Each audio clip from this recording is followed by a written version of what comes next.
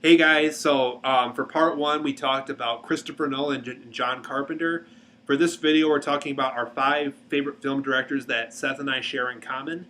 And right now, we're about to talk about our one of our favorite directors. This is the third director we're talking about in this series of videos, who is Alfred Hitchcock. He directed Psycho, Rear Window, Vertigo, so many I can't even name them. And so, what's kind of cool about Hitchcock, you guys, and what's kind of also disappointing too, is the man never won an Academy Award, but he's still considered to be one of the best directors of all time. Yeah, he's Kubrick won awards, Spielberg won awards, James Cameron won awards, but not Hitchcock. I'm still trying to wrap my head around that because he's just directed so many good films. Basically, take for instance, I know a lot of.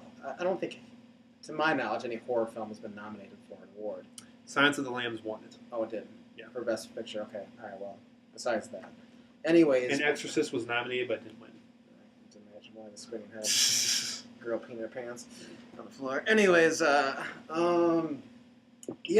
just take for instance, like Psycho. That film alone inspires so many directors that we see today. John Carpenter, It inspired John Carpenter to make Halloween. It inspired Sean S. Cunningham to make Friday the 13th, and it spawned. It just Nightmare on Elm Street. Just for Wes that Craven. film alone, for example, has inspired so many directors. Just in that little horror genre, just one film inspired so many directors to actually create all these horror franchises. So that's a good example of why, how good Hitchcock was at storytelling, and just all around actor. I love who this guy was, what he stood for. I remember. I think I watched I think it was out of Turner Classic Movies.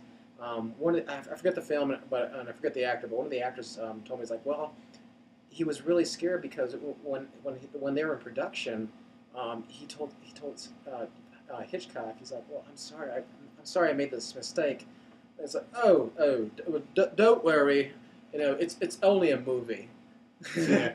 And it was great because he was just down to earth, and he showed that. And of course, in all of his films, he was so brilliant in his films. He also gave other directors advice. I think I don't even remember where I saw this video, but he was in a room with a bunch of directors, and I think if I recall correctly, I think a young Steven Spielberg and a young Stanley Kubrick were in the room too at the time, who also became huge directors.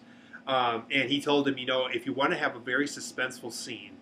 Like, let's say you have a scene where a group of guys are in a boardroom together and there's a bomb underneath the table. I can tell you right now, from both experiencing the bomb going off and from not letting the bomb going off, as far as making a good and successful movie goes, he says, do not let the bomb go off. Okay. Because he said, if you don't, he said, that allows you to build suspense. It allows your characters to develop, and you get to see her. And I think Nolan does this a lot, too, where if your characters are under fear, you see a lot of their inner characteristics you wouldn't normally see if they were in a comfortable situation. Mm-hmm. So it allows you to show these characters the way we wouldn't normally see them. So that's why Hitchcock recommends you don't let the bomb go off. Like, let's say you find that at the end the bomb was never armed, but there was a bomb underneath the table, or some kind of twist like that at the end that would work. And I think one thing I really love, and I guess you can say for most of your films that you guys love as an audience. But one thing I loved about Hitchcock's abilities was to, develop characters where you can actually relate to. Maybe not just relate to, but actually just really feel their pain. You were actually literally brought in the story. One good example of that is, of course, it's part of the Hitchcock Vault and one of my all-time favorites, and that's with James Stewart and Ken Novak, Vertigo.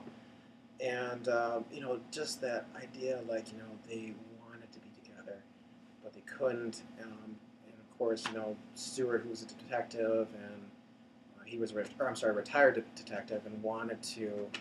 Of course, he was hired to follow his wife, but you just kind of felt that connection. You felt that that connection that had to happen, but it really never happened. It almost felt like that love was almost a lie, and they wanted to be together, but they couldn't. But it was just the idea of develop. He developed his characters so well, whether it's an horror genre, whether it's suspense, and of course it's Hitchcock. He's the master of suspense. He's the guy. But yeah, just the way he developed characters. characters. Another good example, Psycho, Norman Bates. And it's great because sometimes these characters, such as Norman Bates, that Alfred Hitchcock, were able to develop. Not only did sometimes they didn't even need to talk. All they had to do was just do they had, even if they walked, or if they just just turned their head, or just had their arms like this, in that genre for Norman Bates in a horror film, as Psycho, that was just creepy enough because he's like A, he was up to something. B, he's going to do it again, and C, what's going to be next. So he was awesomely good at developing his characters. Need be saying storylines, and I know there were a few, I guess, notable Hitchcock films that I guess wish he didn't done, but of course, I think I don't want to say every director does that, but I think a lot of directors kind of feel that towards the end of their career, where they're kind of running out of ideas, and they've already kind of established a name for themselves. I guess that's what's kind of cool about Hitchcock, because even though he was well known for suspense and for horror films, even films like, let's say, North by Northwest, and films like even Mr. and Mrs. Smith, which is considered to be a dark comedy, the original version. Those films, to me, struck me as Hitchcock getting out of his comfort zone. And I guess that's another cool thing about him, is he wasn't like Tim Burton, where he's always making the same movie. He was, even though he made a lot of suspense, he made a few dark comedies and maybe an action film or so, like North by Northwest, which also had suspense. He was always making a different kind of movie. And even though he was a suspense director, he always found a new way to create suspense. I think it was great, too, that you mentioned that North by Northwest, because, you have a love, sometimes it'll be a love story. It'll be drama. It'll have suspense. And sometimes horror, but I think horror is more based off Psycho. But besides that, I think North by Northwest is a good example.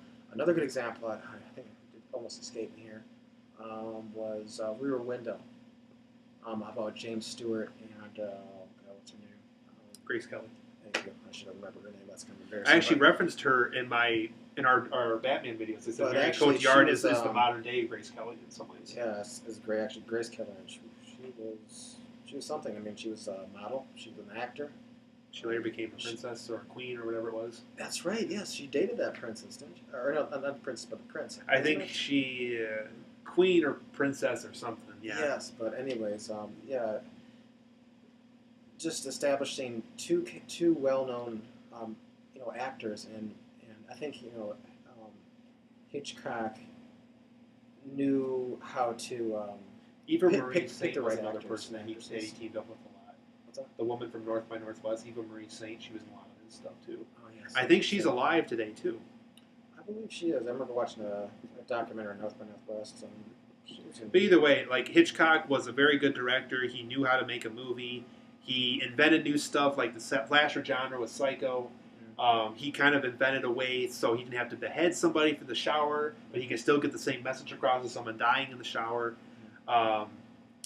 Cool note, too, the reason why Jamie Lee Curtis got her role in Halloween was because her mother was well known for being the shower victim in Psycho. So Carpenter thought it would be a cool idea to have that daughter of that actress star in his film, which is also what he was aiming for, a perfect horror film that it later became. Wasn't that Janet Leigh?